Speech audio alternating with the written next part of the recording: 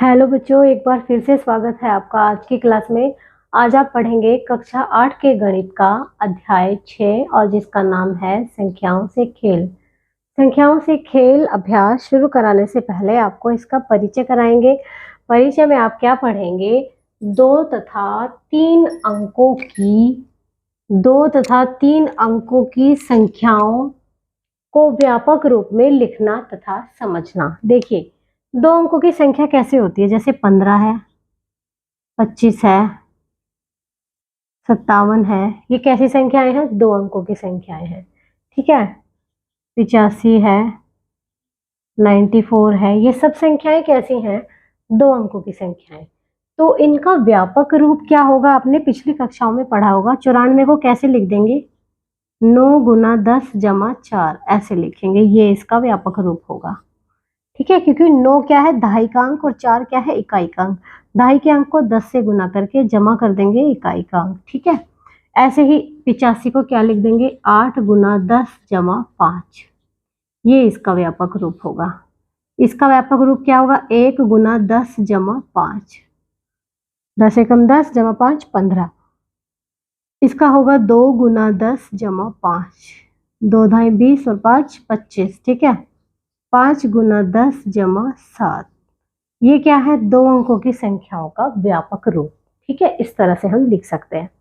अब देखिए, यदि किसी संख्या का इकाई का अंक मान लिया, किसी संख्या का दहाई का अंक अगर किसी संख्या का x है और इकाई का अंक अगर किसी संख्या का y है, तो उसे कैसे लिखेंगे? x गुना 10 जमा y। मतलब x दहाई का अंक गुना 10 जमा इकाई का अंक। तो इसको हम ऐसे लिख सकते हैं 10x जमा y। इस तरह से लिखेंगे 2 अंकों की संख्याओं को। ठीक है। 3 अंकों की संख्याओं का व्यापक रूप कैसे लिखेंगे? जैसे कोई संख्या है 325। कैसे लिखेंगे? 3 गुना 100 जमा 2 गुना 10 जमा 5। ये इसका व्यापक रूप होगा। ठीक है। अगर कोई और संख्या है 456 है, तो इसका व्यापक रूप क्या होगा? 4 गुना 100 जमा 5 गुना 10 जमा 6। ये 3 अंकों की संख्या का व्यापक रूप हो गया। तो आपको समझ आ गया होगा कि 2 अंकों की संख्या और 3 अंकों की संख्या का व्यापक रूप हम कैसे लिखते हैं। ठीक है, उसका प्रसार हम कैसे लिखते हैं। चलिए, अब अगला टॉपिक आप पढ़ेंगे इस चैप्टर में 4 मूल संक्रियाओं जोड़ घटा गुना भाग में रिक्त स्थानों को ज्ञात करना। जैसे आपने 2 संख्याओं को जोड़ दिया। ठीक है, ये आ गया। ठीक है, आपको ये टर्म मिसिंग दे देंगे। बताओ इसमें क्या आएगा? इस तरह के प्रश्न पूछे जाएंगे। ठीक है, तो जब आपको अभ्यास कराएंगे तभी इस तरह के प्रश्न आपको कराए जाएंगे। ठीक है। और आप क्या पढ़ेंगे इस चैप्टर में? पहेली, संख्या पहेली और खेल, संख्याओं से खेल। ठीक है। और अब अगला टॉपिक आप पढ़ेंगे संख्याओं 2, 3, 5, 7, 9, 11 और 13 से विभाज्यता की जांच। देखिए बच्चों, कि कोई संख्या 2 से कब विभाजित होगी, हमें चेक करना है कि कोई संख्या है, बहुत बड़ी संख्या है, क्या ये 2 से भाग हो जाएगी? बिना भाग दिए हमें बताना है क्या ये 2 से भाग हो सकती है। भाग होने का मतलब है पूरा पूरा डिवाइड हो जाना, कुछ भी शेष ना बचना। ठीक है। तो कोई संख्या 7 से कब विभाजित होगी, 9 से कब होगी विभाजित। ठीक है, इसका हम नियम पढ़ेंगे। ठीक है, तो चलिए फिर शुरू करते हैं आपका विभाज्यता का नियम। चलिए नोट कर लीजिए इसको।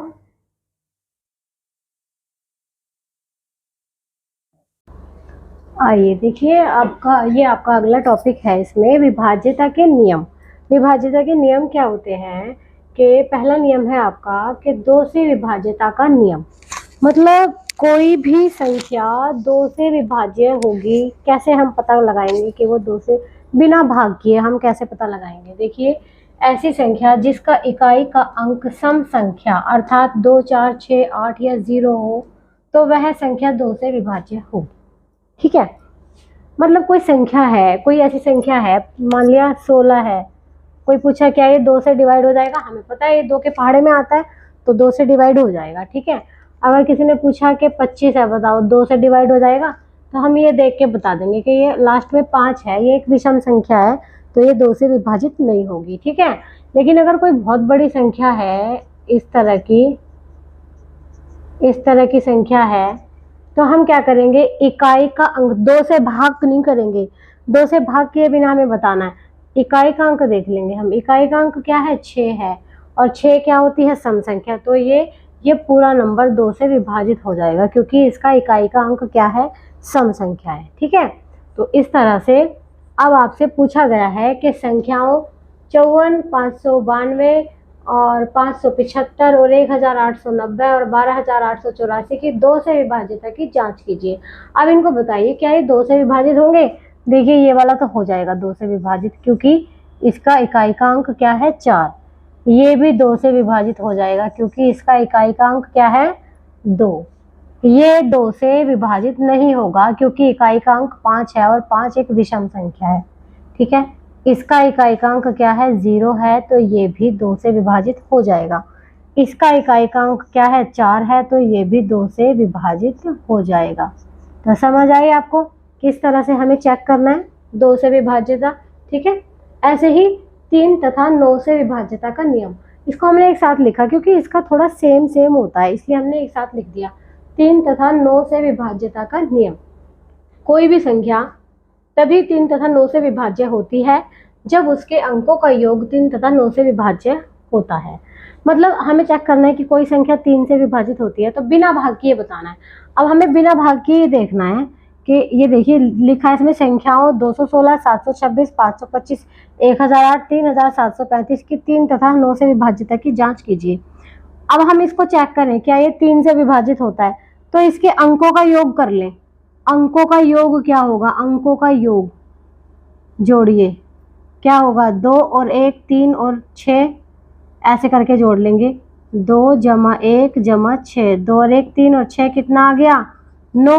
9 3 से भी विभाजित होता है, 9 से भी विभाजित होता है। इसका मतलब ये 3 से भी विभाजित होगी और 9 से भी विभाजित होगी। विभाजित मतलब डिवाइड, मतलब भाग, ठीक है। अब इसको देखो क्या ये 3 से और 9 से विभाजित हो जाएगा, जोड़ के देख लो। 7 जमा 2 जमा 6, 7 और 2 कितने हो गए, 9। 9 और 6 कितने हो गए, इनका योग कितना आया, 15। अब आप देखो 15 3 से तो विभाजित होता है, 3 पंजे 15, लेकिन 9 से नहीं होता। इसका मतलब ये संख्या 3 से तो विभाजित होगी लेकिन 9 से नहीं होगी, ठीक है। तो ये क्या होगी, 3 से विभाजित होगी, ठीक है। 9 से नहीं होगी, ठीक है। ये 3 तथा 9 से विभाज्य है, ये 3 से भी विभाज्य है और 9 से भी, क्योंकि 9 आया, 9 3 से भी कटता है और 9 से भी, ठीक है। इसको चेक करो, 5 जमा 2 जमा 5, 5 और 2 7, ठीक है, और 7 और 5 कितना आ गया, 12। 12 आया, 12 3 के पहाड़े में आता है, 3 से कटता है 12, लेकिन 9 से नहीं कटता। तो ये संख्या क्या होगी, 3 से विभाज्य होगी, 9 से नहीं होगी, ठीक है। 9 से विभाज्य नहीं होगी। इसको चेक करो, 1 जमा 0 जमा 0 जमा 8, सारों को जोड़ लो। 1 जमा 0 1 जमा 0 1, 1 और 8 9, तो इनका योग कितना आ गया, 9।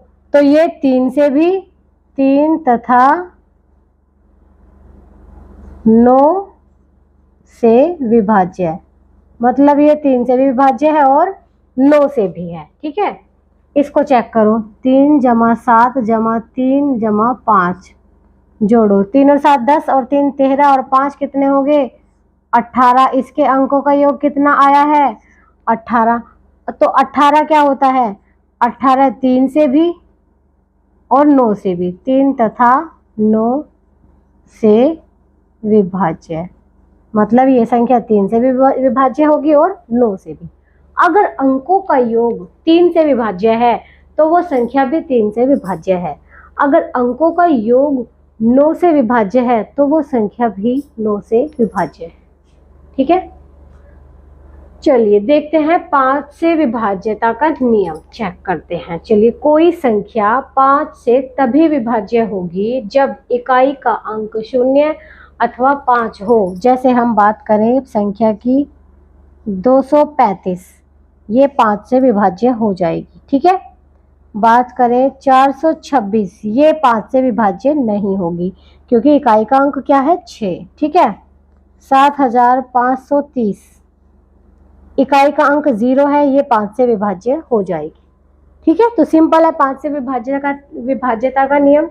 बस इकाई का अंक देखना है। अगर इकाई का अंक 0 और 5 है तो वो संख्या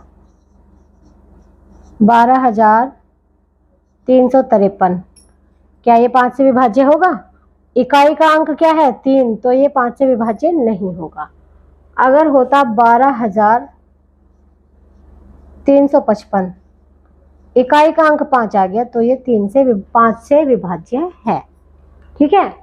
तो ये 5 से विभाज्य नहीं है क्योंकि इकाई का अंक क्या है 3 है। इसका इकाई का अंक क्या है 6 है, ये भी 5 से विभाज्य नहीं है। 5 से विभाज्य कब होगी? जब इकाई का अंक 0 और 5 होगा, ठीक है। चलिए इनको अच्छे से नोट कर लीजिए। फिर इसके बाद आपको करवाते हैं 7 से विभाज्यता का नियम, 11 से विभाज्यता का नियम और 13 से विभाज्यता का नियम। चलिए इसको नोट कर लीजिए।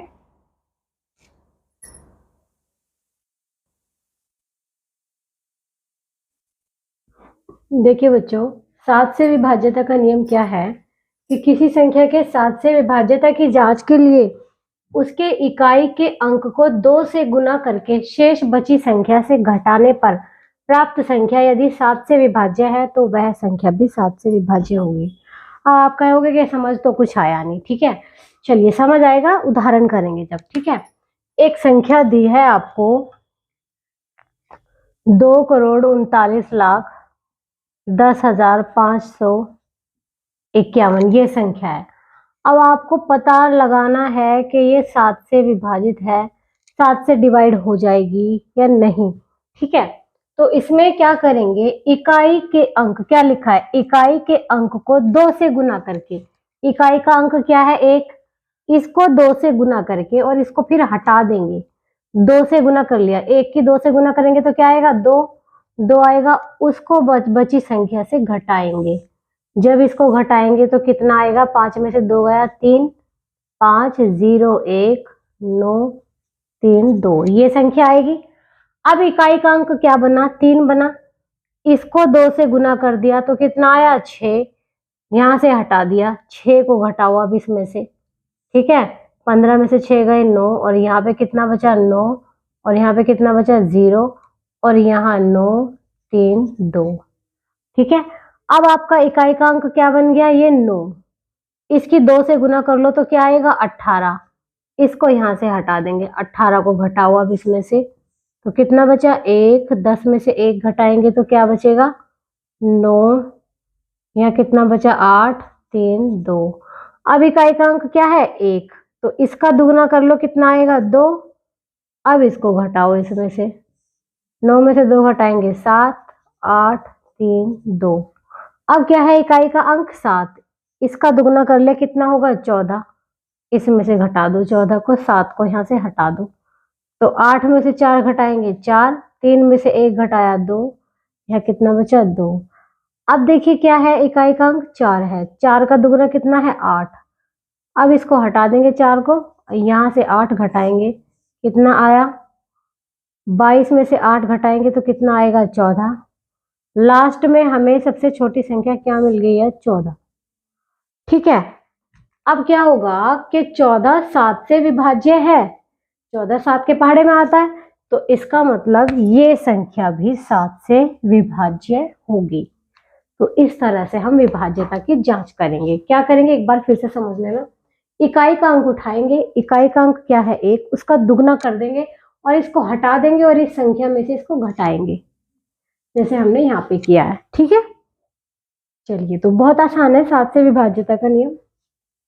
अब आप देखिए 11 से विभाज्यता का नियम क्या है। 11 से विभाज्यता का नियम कहता है कि किसी संख्या के 11 से विभाज्यता की जांच के लिए उस संख्या के इकाई, दहाई, सैकड़ा, हजार, 10,000, लाख, 10 लाख को वाले अंकों में क्रमानुसार 1 - 1 1 - 1 1 - 1 का गुना कर इनका योगफल यदि 11 से विभाज्य है तो वह संख्या 11 से विभाज्य होगी। तो इकाई दहाई से हमें 1 माइनस 1 से गुना करनी है। मतलब ये इकाई है, ये दहाई, सैकड़ा, हजार, 10,000, लाख, 10 लाख। ठीक है, तो इसकी तो 1 से गुना करनी, इसकी -1 से। 1 माइनस 1, 1 माइनस 1, 1 माइनस 1, 1। तो यहाँ 1 से गुना करनी है तो कर लेंगे। चलो करके देखते हैं। 9 की गुना किस में करनी है? 1 से। प्लस जोड़ना है फिर इनको। इस वाले 9 की गुना किससे करनी है? -1 से। प्लस फिर इस 6 की गुना किससे करनी है? 1 से। प्लस इस 2 की गुना किससे करनी है? -1 से। प्लस 4 की गुना किससे करनी है? 1 से। प्लस 2 की गुना किससे करनी है? -1 से। प्लस इस 5 की गुना किससे करनी है? 1 से। मतलब यहां से हम देखेंगे 1 माइनस 1, 1 माइनस 1, 1 माइनस 1। ठीक है, और 1। ठीक है, अब देखिए गुना करके 9 एकम कितना आएगा? 9। और 9 गुना -1 कितना आएगा? -9। 6 एकम कितना आ गया? 6। 2 गुना -1 कितना आया? -2। 4 एकम 4। और यहाँ 2 एकम -2। और यहाँ प्लस 5 एकम 5। कुछ संख्याएं प्लस की आई हैं, कुछ माइनस की। प्लस वालियों को एक साथ जोड़ लो, माइनस वालियों को एक साथ जोड़ लो। प्लस की है 9 और 6 15 और 4 19 और 5 24। प्लस की संख्याएं हमने जोड़ ली, कितना आया? 24। अब माइनस की संख्याओं को जोड़ लो। 9 और 2 11 और 11 और 2 13। माइनस का क्या कर देंगे? 13। माइनस की संख्या 13 है। ठीक है, 24 में से जब 13 को घटाएंगे तो कितना आएगा? 11। 11 11 से विभाज्य है, तो इसका मतलब क्या होगा कि अतः यह संख्या 11 से विभाज्य है। समझ आई बात कुछ? तो इसका मतलब ये संख्या क्या होगी? 11 से विभाज्य होगी। चलिए इसको अच्छे से नोट कर लीजिए।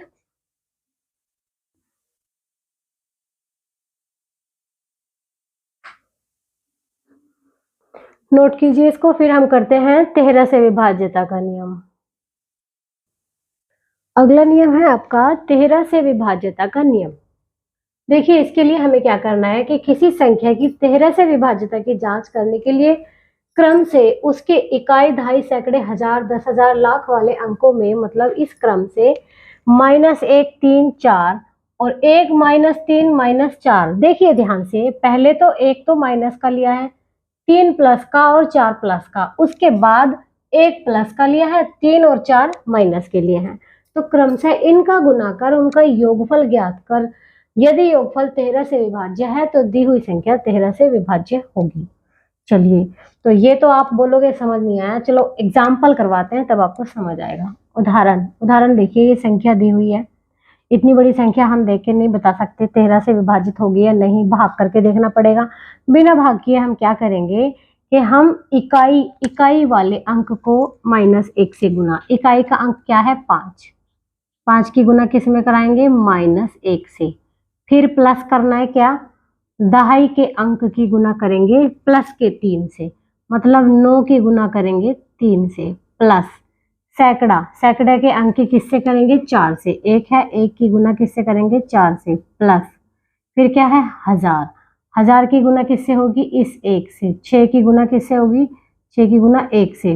प्लस फिर इस 6 की गुना -3 से। 6 की गुना करेंगे -3 से। प्लस इस 0 की गुना किससे होगी? 0 की गुना -4 से। अब बोलोगे -4 के बाद क्या आएगा? -4 के बाद फिर से रिपीट हो जाएगा -1। ठीक है, तो 1 की गुना किससे होगी? इस 1 की गुना -1 से। इस तरह से हम इनको जोड़ के देखेंगे। अब देखेंगे 5 एकम आएगा -5। 9 तिया आएगा 27 प्लस का। 4 एकम आएगा 4 प्लस 6 एकम आएगा 6। 6 तिया माइनस के 18। 0 की 4 से गुना 0 आएगा। 1 एकम 1 माइनस का 1। अब क्या करेंगे? प्लस वाले संख्याओं को एक साथ जोड़ लेंगे, माइनस वालियों को एक साथ जोड़ लेंगे। 27 और 4 कितने होंगे? 31 और 6 कितने हो गए? 37। अब माइनस वाले जोड़ लो, 5 और 18 कितने हो गए? 23। 23 और 1 कितने हो गए 24, माइनस के कितने हो गए आपके 24। जब घटाएंगे तो कितना आएगा 13। तो 13 13 से विभाज्य है, तो क्या लिख देंगे कि अतः यह संख्या मतलब ये वाली संख्या, ठीक है, 13 से विभाज्य है, विभाज्य होगी। ठीक है, तो ये आपका चैप्टर 6 संख्याओं से खेल का परिचय था। इसके बाद इसकी आपको प्रश्नावली कराई जाएगी, इसका अभ्यास कराया जाएगा। आप इसको अच्छे से नोट कर लीजिए, समझ लीजिए। चलिए फिर मिलते हैं आपसे अगली क्लास में एक नए अभ्यास के साथ।